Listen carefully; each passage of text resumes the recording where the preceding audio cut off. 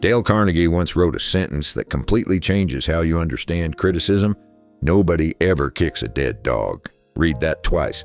People only kick what is alive, moving, visible, relevant enough to notice. And that means the criticism crushing you right now may not be proof that you're failing. It may actually be proof that you matter more than you realize. Most people experience criticism as evidence they should stop. A comment online, a coworker mocking them, family members questioning their choices, strangers attacking something they created. And emotionally, it feels personal. But Carnegie noticed something strange. Truly invisible people attract very little hostility. People doing nothing rarely become targets. Attention and criticism often rise together. Once you understand that pattern, criticism starts looking less like a verdict and more like a signal. The moment you begin building something, improving yourself, creating publicly, leading people, or standing out in any way, you become emotionally visible. Some become inspired, others become uncomfortable. Your movement reminds certain people of their own inaction. Your ambition highlights their fear. Your progress confronts their excuses.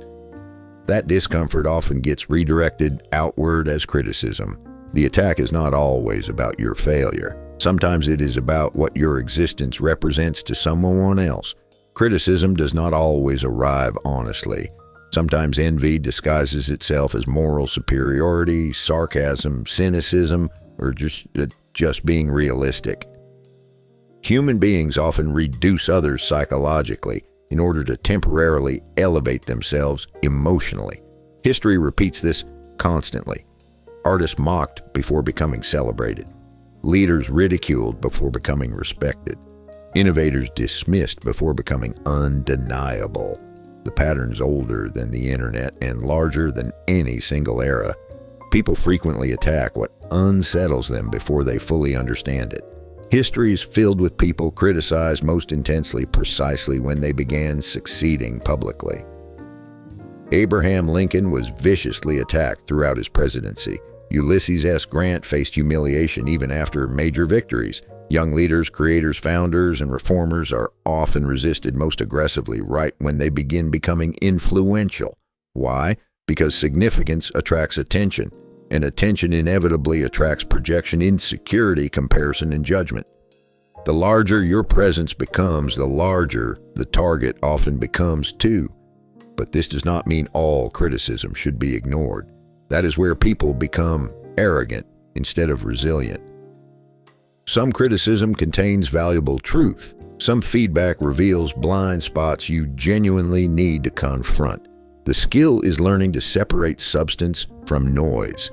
Ask, is there useful information here? Is this criticism specific, constructive, and grounded in reality? Or is it mostly emotional projection? Strong people neither collapse under criticism nor reject all of it automatically. They evaluate it calmly.